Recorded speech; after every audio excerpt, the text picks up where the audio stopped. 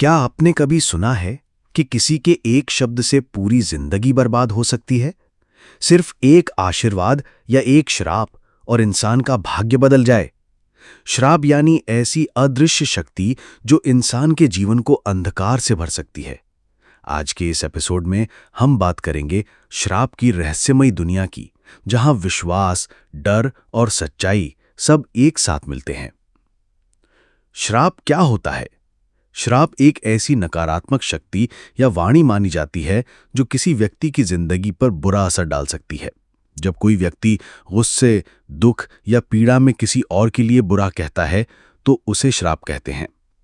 धार्मिक और पौराणिक मान्यता के अनुसार हिंदू धर्म में श्राप का जिक्र बहुत बार मिलता है। जैसे महाभारत और रामायण में ऋषियों, साधुओं या देवताओं ने श्राप दिए जिनसे बड़े बदलाव हुए। उदाहरण, राजा दशरथ को श्रवण कुमार के माता पिता ने श्राप दिया था कि वो भी पुत्र वियोग का दुख सहेंगे।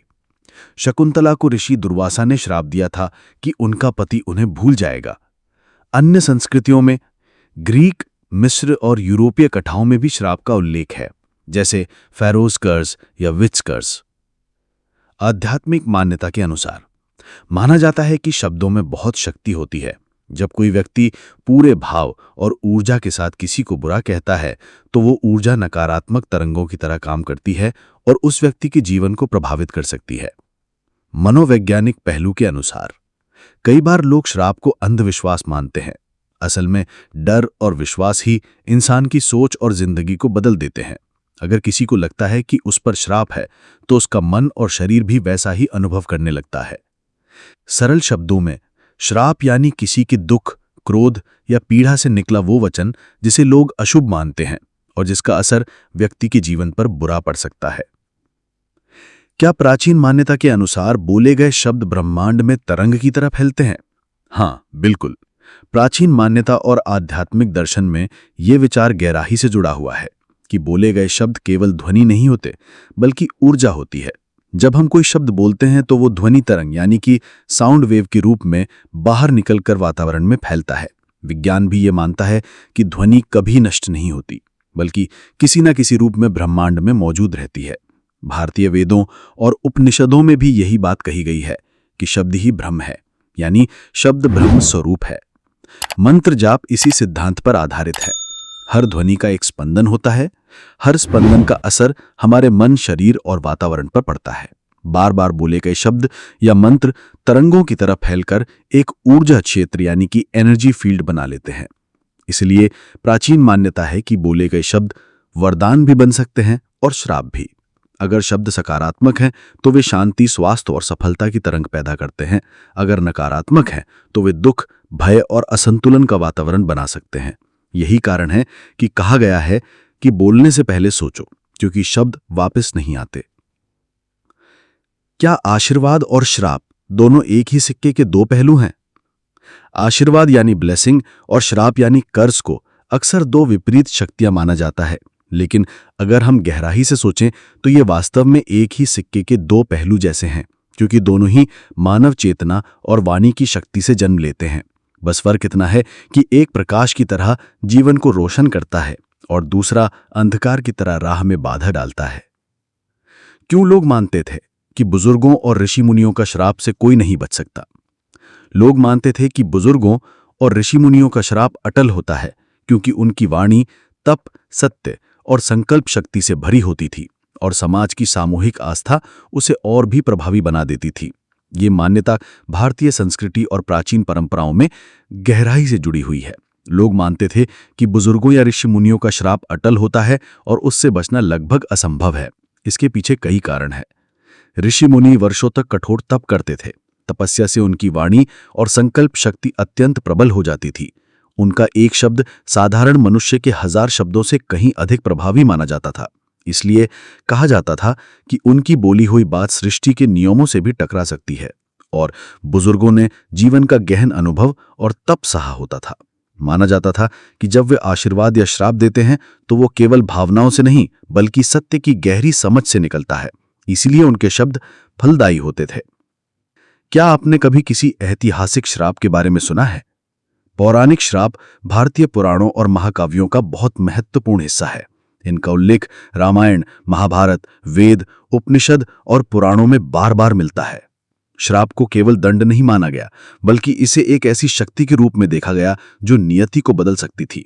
जैसे कि अहिल्या का श्राप रामायण में गौतम ऋषि ने अहिल्या को इंद्र के छल के कारण पत्थर बनने का श्राप दिया था। बाद में भगवान राम ने उनके श्राप का उद्धार किया। कर्ण का श्राप महाभारत में कर्ण को परशुराम ने श्राप दिया था कि जब भी वो सबसे अधिक जरूरत में होगा तब उसका दिव्यास्त्र काम नहीं आएगा। यही कारण था कि महाभारत युद्ध में वे अर्जुन के सामने असहाय हो गया था। भीष्म का श्राप अंबा ने भीष्म को श्राप दिया था कि वह उनके ही कारण मृत्यु को प्राप्त होगा। यही कारण बना कि भीष्म पितामह शिखंडी के हाथों बाणों की शैया पर गिरे। शकुंतला का श्राप अभिज्ञान शाकुंतलम में ऋषि दुर्वासा ने शकुंतला को श्राप दिया था कि उनके पति राजा दुष्यंत उन्हें भूल जाएंगे। यही श्राप कहानी का मुख्य मोड़ बना। नल कुबेर और मणिग्रीव का श्राप भागवत पुराण में नारद मुनि ने दोनों को वृक्ष बनने का श्राप दिया। बाद में भगवान श्री कृष्ण ने बाल्यकाल में उन्हें मुक्त किया। गांवों और लोक कथाओं में श्राप का डर बहुत गहराई से जुड़ा हुआ है। पुराने समय में जब विज्ञान और तकनीक उतने विकसित नहीं थे, लोग प्राकृतिक घटनाओं और जीवन की कठिनाइयों को रहस्यमयी शक्तियों से जोड़ते थे। यही वजह है कि श्राप का डर गांवों में एक वास्तविकता की तरह माना जाता था। कुल मिलाकर श्राप गांवों और लोक कथाओं में सिर्फ डर ही नहीं बल्कि एक सामाजिक धार्मिक अनुशासन का साधन भी रहा है। क्या वास्तव में तूतनखामुन की कब्र श्रापित है? माना जाता है 1922 में जब ब्रिटिश पुरातत्वविद हॉवर्ड कार्टन ने मिस्र के राजा तूतनखामुन की कब्र खोली तो उसके बाद कई खोजकर्ताओं और उनसे जुड़े लोगों की रहस्यमयी परिस्थितियों में मौतें हुईं। कहा गया कि कब्र पर लिखा था, जो भी इस शांति को भंग करेगा उसे मौत आएगी। इन घटनाओं को लोगों ने फिरौन का श्राप कहा। हालांकि वैज्ञानिकों का मानना है कि मौतें संक्रमण, बैक्टीरिया या संयोग से हुईं, लेकिन लोक कथाओं और रहस्य ने इसे इतिहास की सबसे चर्चित श्राप कहानियों में शामिल कर दिया। क्या आपने सुना है कि कुछ मूर्तियां और मंदिर ऐसे हैं जहां पूजा पाठ के नियम तोड़ने वालों को श्रापित परिणाम भुगतने पड़ते हैं? भारतीय इतिहास और लोक कथाओं में कई श्रापित मंदिर और मूर्तियों की कहानियां मिलती हैं। नंबर 1, कोणार्क सूर्य मंदिर, ओडिशा।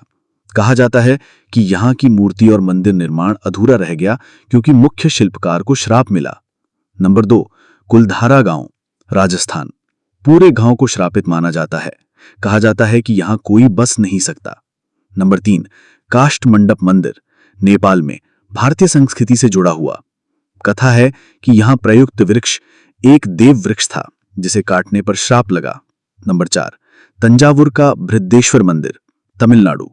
मान्यता है कि इसकी गोपुरम यानी शिखर पर कोई छाया नहीं पड़ती और इसे तोड़ने का प्रयास करने वालों को दुर्भाग्य झेलना पड़ा।